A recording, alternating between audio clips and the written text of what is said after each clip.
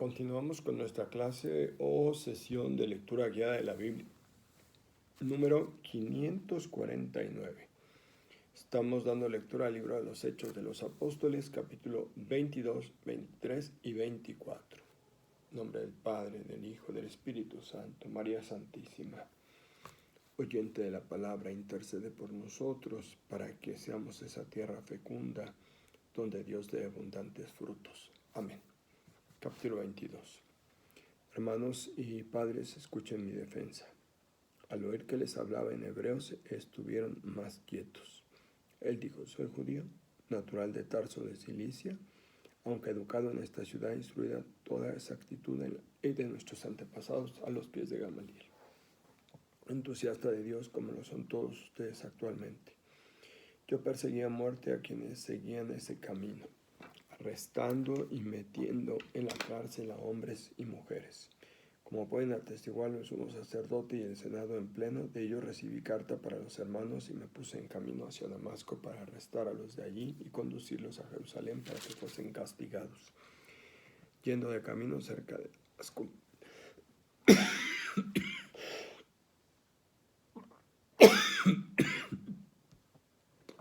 hacia el mediodía, de repente una luz celeste intensa resplandeció en torno a mí. Caí en tierra y escuché una voz que me decía: Saulo, Saulo, ¿por qué me persigues? Contesté: ¿quién eres, Señor? Contestó la voz: yo soy Jesús Nazareno, a quien tú persigues. Los acompañantes veían la luz, pero no oían la voz del que hablaba conmigo. Yo le dije: ¿qué debo hacer, Señor? Contestó el Señor: levántate y ve a Damasco. Allí te dirán lo que debes hacer.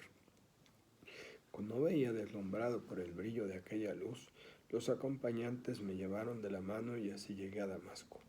Un tal Ananías, hombre piadoso y observante de la ley, de buena reputación entre todos los judíos de la ciudad, vino a visitarme, se presentó y me dijo: hermano Saulo, recobra la vista. En aquel momento pude verlo a él. Me dijo: el Dios de nuestros padres te ha destinado a conocer su designio, a ver al justo y a escuchar directamente su voz, porque será su testigo ante todo el mundo de lo que has visto y oído. Por tanto, no tardes, bautízate y lávate de los pecados invocando su nombre. Cuando volví a Jerusalén, estando en oración en el templo, caí en éxtasis y vi al Señor que me decía: sal pronto de Jerusalén, porque no van a aceptar tu testimonio acerca de mí. Replica el Señor: ellos saben que yo amaba a los que creían en ti y arrestaba a los que creían en ti y los azotaba en las sinagogas también, que cuando se derramaba la sangre de tu testigo Esteban, yo estaba allí aprobando y guardando la ropa de los que lo mataban. Él me dijo: ve que yo te envío a pueblos lejanos. Hasta ese punto habían estado escuchando, después alzaron la voz diciendo: elimina a ese hombre, no puede seguir viviendo. Como seguían gritando y rasgándose los vestidos y echando polvo a aire, el comandante mandó que lo introdujeran en la fortaleza y le interrogasen a latigazos para averiguar por qué motivo clamaba contra él. Cuando lo sujetaban con las correas, Pablo dijo al centurión ahí presente: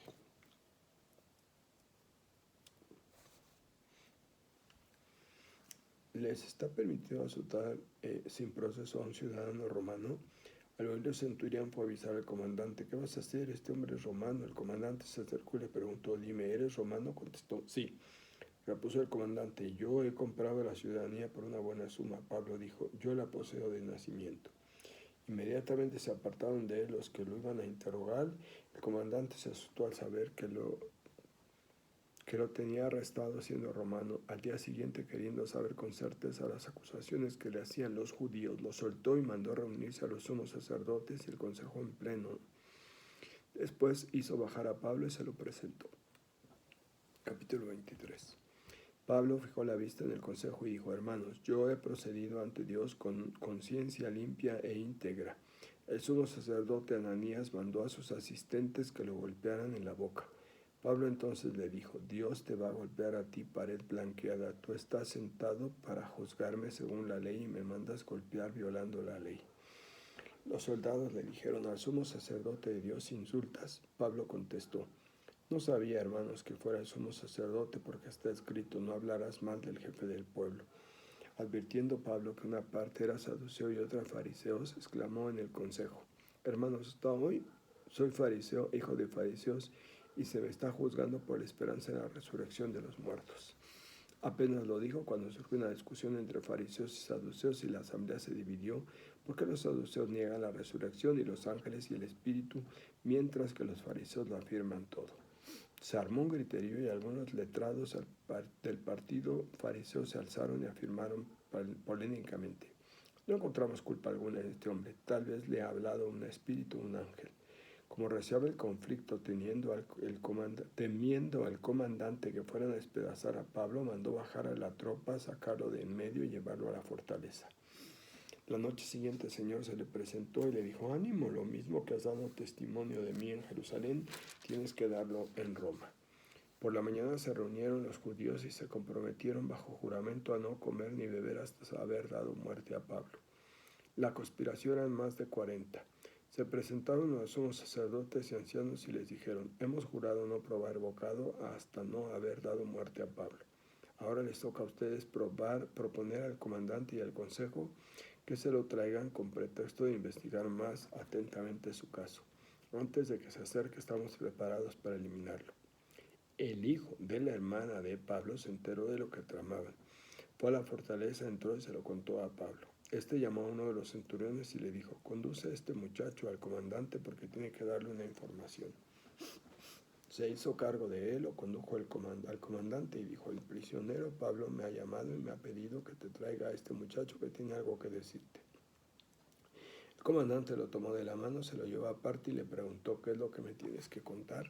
Respondió: los judíos han acordado pedirte que mañana hagas bajar a Pablo al consejo con pretexto de examinar más atentamente su caso. No les hagas caso porque un grupo de más de 40 han tramado una emboscada contra él. Han jurado no comer ni beber hasta haber eliminado. Ahora están preparados esperando tu consentimiento. El comandante despidió al muchacho encargándole que no dijera a nadie que le había informado de ello.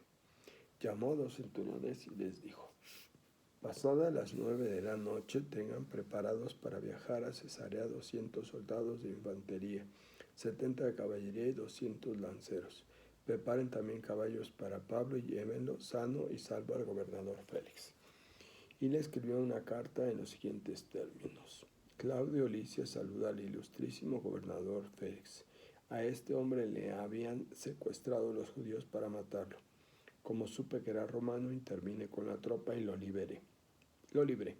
Queriendo averiguar los cargos que tenían contra él, lo conduje a su consejo, pero resultó que los cargos versan sobre controversias de su ley y no había ningún cargo digno de muerte o de prisión. Al enterarme de un atentado tramado contra este hombre, te lo envío y aviso a los acusadores que te presenten a ti sus cargos. Los soldados, cumpliendo las órdenes, tomaron a Pablo y lo condujeron de noche hasta Antipatris. Al día siguiente dejaron a la caballería seguir con él y ellos se volvieron a la fortaleza. Los otros llegaron a Cesarea, entregaron la carta al gobernador y le presentaron a Pablo. Leyó la carta y preguntó de qué jurisdicción era. Enterado de que era de Cilicia, le dijo: oiré tu causa cuando se presenten tus acusadores. Y mandó custodiarlo en el pretorio de Herodes. Capítulo 24. 5 días más tarde bajó el sumo sacerdote con algunos ancianos y el abogado Tértulo para presentar sus cargos contra Pablo. Lo hicieron comparecer y Tértulo comenzó sus acusaciones. Ilustrísimo Félix, gracias a ti gozamos de paz estable y gracias a tu sabio gobierno esta nación consigue mejoras. Todo esto lo recibimos siempre y en todas partes con profundo agradecimiento. Para no cansarte, solicito de tu clemencia que escuches mi exposición resumida. Hemos descubierto que este hombre es una peste que promueve discordias entre los judíos del mundo entero y que es dirigente de la secta de los nazarenos. Cuando intentaban profanar el templo, lo arrestamos y quisimos juzgarlo por nuestra ley, pero el tribuno Lisias con gran violencia lo arrancó de nuestras manos, mandando que sus acusadores viniesen a ti. Tú mismo examinándolo podrás comprobar la verdad de nuestras acusaciones. Los judíos lo apoyaron afirmando que era cierto. El gobernador hizo un gesto a Pablo y éste tomó la palabra. Como sé que desde hace años administras justicia a esta nación, pronuncio confiado mi defensa. Tú mismo puedes comprobar que no han pasado más de 12 días desde que subí en peregrinación a Jerusalén. Ni en el templo, ni en las sinagogas, ni por la ciudad me han encontrado discutiendo con nadie ni amotinando a gente. No pueden probar ninguno de sus cargos contra mí. Eso sí, te confieso que venero al Dios siguiendo ese camino que ellos llaman secta. Creo todo lo escrito en la ley y los profetas, y confiado en Dios, espero como ellos que habrá resurrección de justos e injustos. Y así también yo procuro mantener en todo una conciencia irreprochable ante Dios y ante los hombres.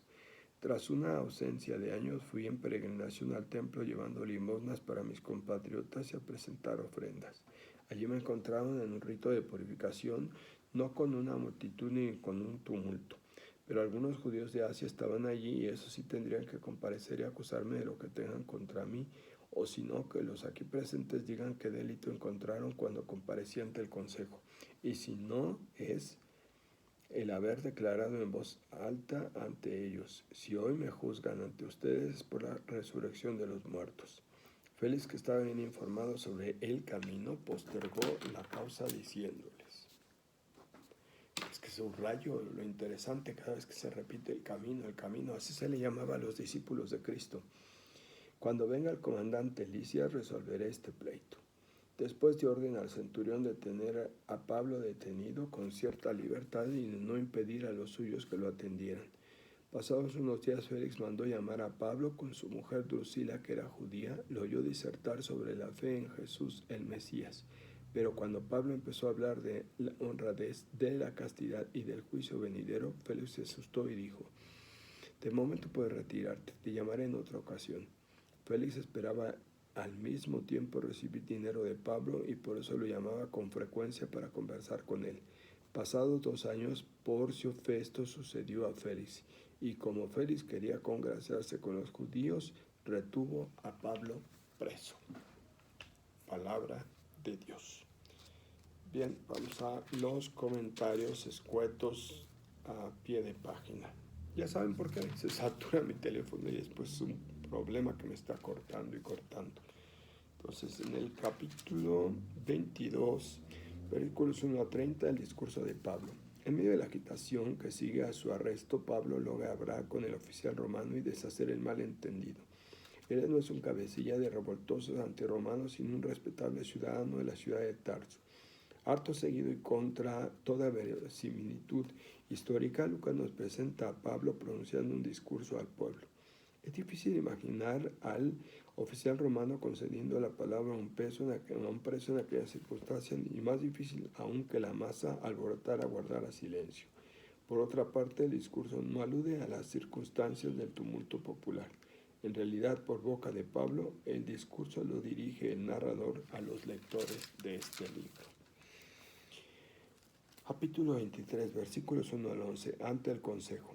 Estamos ante uno de los relatos más elaborados por Lucas. Históricamente parece inverosímil que un oficial romano provocara la reunión del consejo con si éste estuviera a sus órdenes, que se presentara el presunto reo y asistiera vigilando al proceso. Por otra parte, la escena de un consejo dividido por disensiones doctrinales graves acerca de la resurrección, hábilmente provocadas por Pablo, y otra serie de incongruencias como el hecho de que el apóstol no conozca al sumo sacerdote, hacen pensar que a Lucas no le interesa darnos un relato puramente histórico de lo acontecido. Continuamos. Capítulo 23, versículos 12 al 22. Complot contra Pablo. Se trama una conjura para eliminar a Pablo. Los 40 conjurados se comprometen a un ayuno para calculan despachar el asunto rápidamente. Lo importante es sacar a Pablo de la custodia de los romanos, y para eso se confabulan con los miembros sacerdotales y civiles del consejo. Del resto se ocuparán ellos sin comprometerse públicamente a los líderes. Un sobrino del apóstol se entera, avisa al comandante, y este salva de nuevo al preso llevándolo bajo custodia militar a Cesarea. Este viaje significa para Pablo su salida definitiva de Jerusalén, que ya no volverá a ser mencionada en el libro de los Hechos. Capítulo 23, versículos 23 al 35, remitido a Félix. La escena es sobria y sugerente. De noche, escoltado por un nutrido destacamento romano, cabalgando, Pablo se aleja de la ciudad, o quizás sin saberlo está cumpliendo la orden de Jesús: sal pronto de Jerusalén. Capítulo 24, versículos 1 al 27. Proceso ante Félix. La situación ha cambiado. Ahora los judíos tienen que desplazarse a la capital del poder romano local, Cesarea, a 100 kilómetros de Jerusalén, someterse a un tribunal extranjero y emplear a un abogado experto en derecho romano. Todas estas diligencias son ejecutadas con rapidez. En solo 5 días están preparados para la acusación, tal era la prisa que tenían en deshacerse de Pablo. Como buen abogado, Tértulo comienza con las fórmulas protocolarias de alabanza al juez Félix por esto y por aquello. Era una zalamería descarada. En realidad, los judíos odiaban a Félix por su mano dura en la represión de las revueltas y por los onerosos impuestos. El astuto Tértulo pone inmediatamente el dedo en la llaga a la paz romana, de la que gozan gracias a Félix y que ahora podía estar en peligro. La paz romana era el centro de la ideología del imperio, de su razón de ser. Capítulo... Ahí nos quedamos, ciertamente, en nuestra lectura muy escueta de lo que tiene que ver con las citas a pie de página.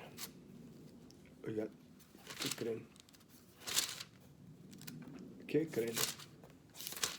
Que en la siguiente terminamos la lectura de los Hechos de los Apóstoles. Benditos cielos, qué bárbaros, qué perseverancia la de ustedes. Gracias. Ahora mismo voy a grabar esa clase para que ya no nos perdamos y los dejo descansar para que la próxima semana vamos a comenzar a leer las cartas de Pablo y vamos a ir a la carta a los romanos. Vamos a cambiar un poquito el método, no vamos a leer las citas a pie de página, sino yo voy a hacer comentarios muy puntuales y vamos a subrayar. ¿Ok? Gracias.